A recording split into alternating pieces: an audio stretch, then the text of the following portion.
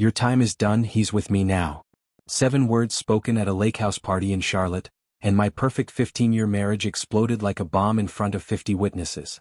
My wife Josephine stood frozen, her champagne-colored dress suddenly looking like a costume, while Vanessa Hartwell, a woman I barely knew, announced to everyone that she was taking my wife's lover for herself.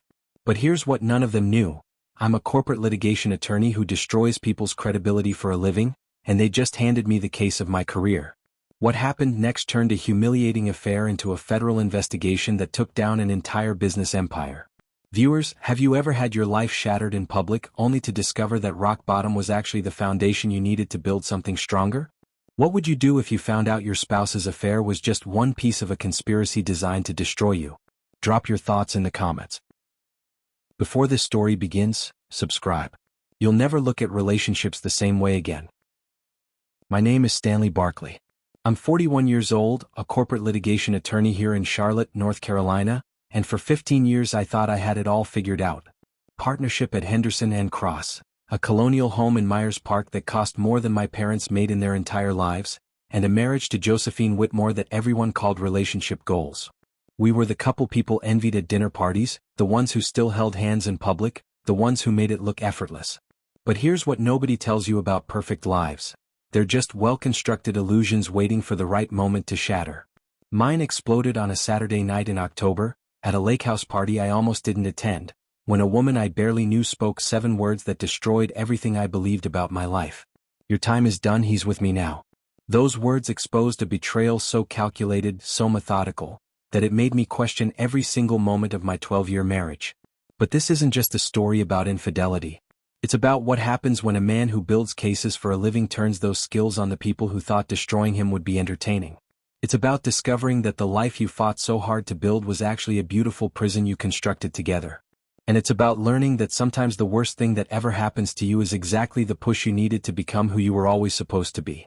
This is the story of how I lost everything and found myself in the wreckage. The party was at Marcus and Diane Chen's lakehouse, one of those annual autumn gatherings where Charlotte's professional elite mingled and pretended we weren't all just peacocking for each other. I didn't want to go. I'd spent the entire week buried in depositions for a pharmaceutical negligence case, and my idea of Saturday night involved ESPN and leftover pizza. But Josephine insisted. She'd spent 3 hours getting ready, emerging in that champagne-colored dress that hugged every curve, her dark hair swept up to show off the diamond earrings I'd given her for our 10th anniversary. She looked absolutely stunning, and I told her so in the car. "We need to be seen, Stanley," she said, applying lipstick in the visor mirror. "Your career isn't just about the courtroom, it's about relationships." She wasn't wrong. Josephine had always understood the social game better than I did. She came from old Charlotte money, the kind that survived recessions and scandals. Her father Richard owned half the commercial real estate downtown. She'd grown up in country clubs and cotillions, learning early that appearances were everything. When we met at a charity gala 12 years ago, I was a junior associate with student loans and cheap suits. She saw potential in me, or so I thought. The party was already in full swing when we arrived. Marcus greeted us with his usual booming laugh, pressing expensive bourbon into my hand. Josephine immediately drifted away, her social butterfly mode fully activated. I watched her move through the crowd, touching arms, laughing at jokes, commanding attention effortlessly. But I kept noticing something odd. She kept glancing toward the back deck where a small group stood near the outdoor fireplace. And every time she did, her smile looked forced, like she was wearing a mask that didn't quite fit. Around 9 that evening I needed air. The bourbon was decent, but the conversation about tax law was putting me to sleep. I stepped onto the deck and the October chill immediately sobered me up. That's when I saw them clearly for the first time. Josephine stood in a tight circle with 3 people. Marcus, our host, a woman named Vanessa Hartwell who was Marcus's business partner, and a man I didn't recognize. He was younger than me, mid-30s maybe, with the kind of effortless confidence that came from never having struggled for anything. Josephine was laughing at something he said, her hand briefly touching his arm. Nothing overtly inappropriate, but it felt intimate, familiar in a way that made my stomach tighten. I started to approach when Vanessa noticed me. Her eyes widened slightly and she said something I couldn't hear. Josephine's head snapped toward me, that dazzling smile instantly in place like a light switch. "Stanley, come meet everyone," she called out. "This is Derek Sutton, he just joined Marcus's firm as their new investment director." Derek extended his hand with a smile that didn't reach his eyes. "The famous Stanley Barkly," he said. Josephine talks about you constantly.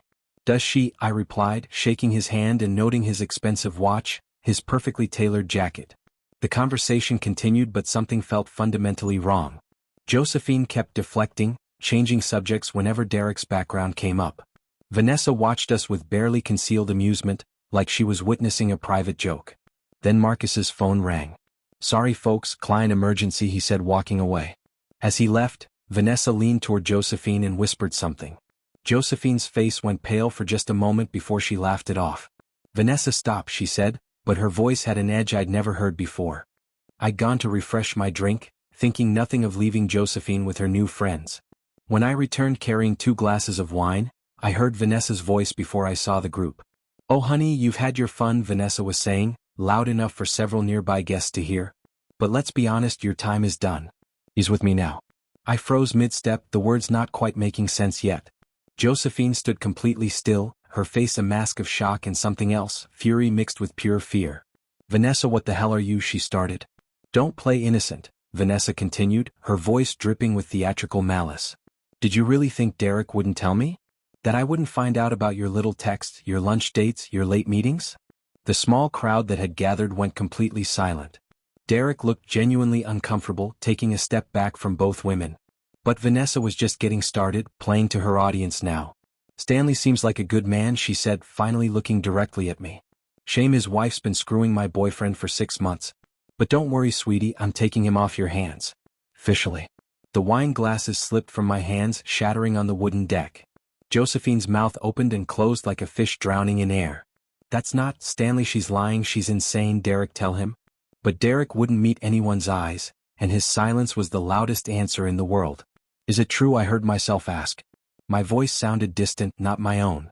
Josephine reached for me. Stanley, please, let's go home and talk about this. Is it true? I shouted. The entire party had gone completely silent now. 50 people watching our marriage implode in real time. I don't remember getting to my car or the drive home through Charlotte's empty streets. My mind was already working, cataloging evidence, building a case the way I'd been trained. 6 months, Vanessa had said. That meant it started in April.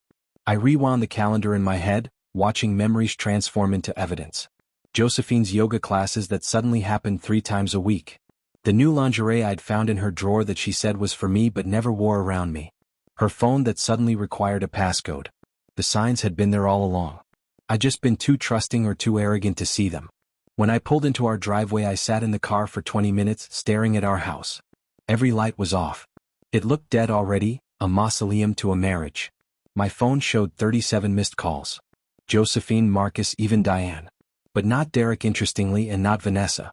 Then a text came through from a number I didn't recognize. Stanley, this is Amanda Reeves, Marcus's assistant. I'm so sorry about tonight. I think you should know there's more to this than what Vanessa said. Can we talk? Privately? I stared at the message. A stranger offering information. It could be a trap, gossip mongering, or genuine concern. But I was a litigator and information was currency. I texted back immediately. Coffee tomorrow, 8 a.m., Amelie's on Park Road. The response came within seconds. I'll bring what you need to see.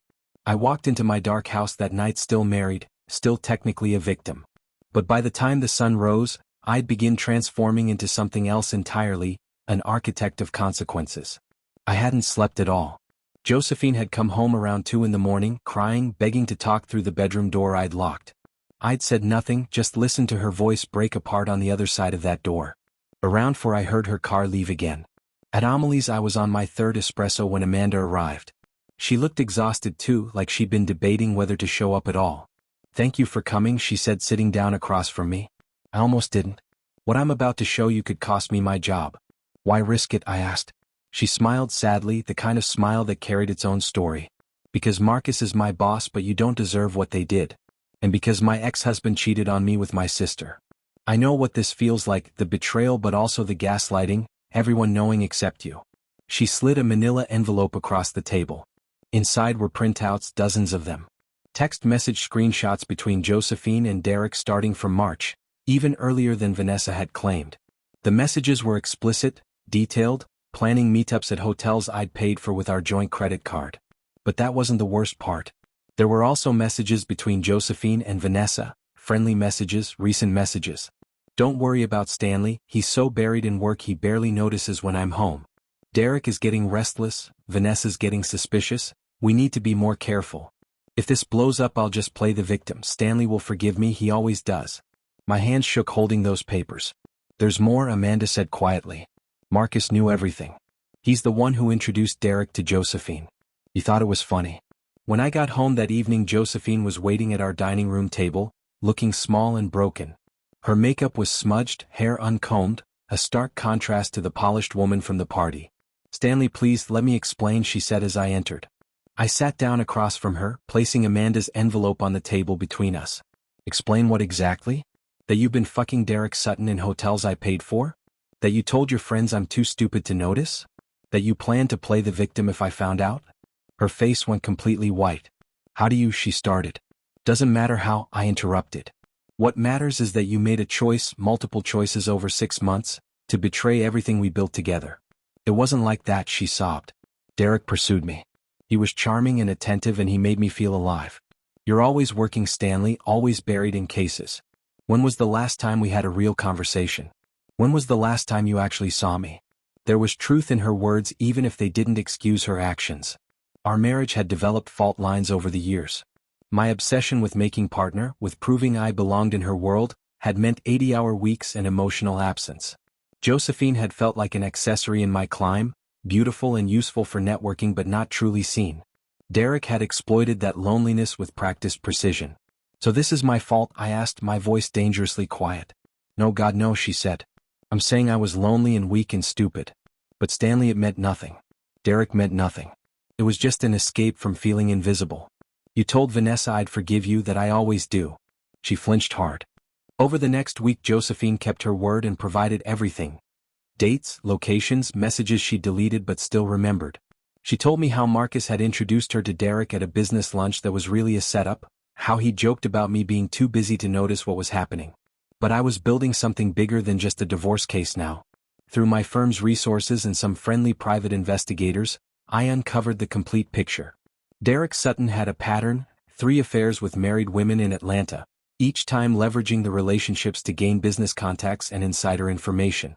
He'd used his affair with Josephine to secure introductions to her father's commercial real estate network, pitching Marcus on development deals using insider knowledge Josephine had shared about her father's upcoming projects. Marcus Chen had been using his knowledge of Derek and Josephine's affair to manipulate a business deal with Richard Whitmore, implying he could keep Richard's daughter's indiscretion quiet in exchange for favorable terms. Vanessa Hartwell had exposed the affair not just from jealousy but because Derek had convinced her to invest $300,000 of her own money in a project that didn't actually exist. Her public outburst was meant to destroy Derek's credibility before he disappeared with her cash. It was a web of manipulation, financial fraud, and betrayal that went far beyond a simple affair. When I called Richard Whitmore and laid out what I'd discovered, carefully and professionally with all the evidence, there was a long silence. Then he said something I'd never forget. Stanley, I knew my daughter was unhappy. I didn't know she was this stupid or that Marcus was playing me. Richard was old money but also old school, and betrayal was deeply personal to him. The meeting happened on Monday morning at Marcus's firm. He'd been told it was about finalizing details on the Richard Whitmore development deal. Instead he walked into a carefully orchestrated ambush. Marcus, sit down, Richard said, his voice like granite. You've been doing business in my town for 10 years. I've tolerated your games because they were mostly harmless. But you made 3 mistakes. Marcus looked between us, finally understanding what was happening. Richard, whatever Stanley told you, he started. 1. Richard interrupted. You manipulated my daughter into an affair to gain leverage over me. 2. You conspired with Derek Sutton to defraud my business contacts. 3. You thought I'd let it slide because of family embarrassment.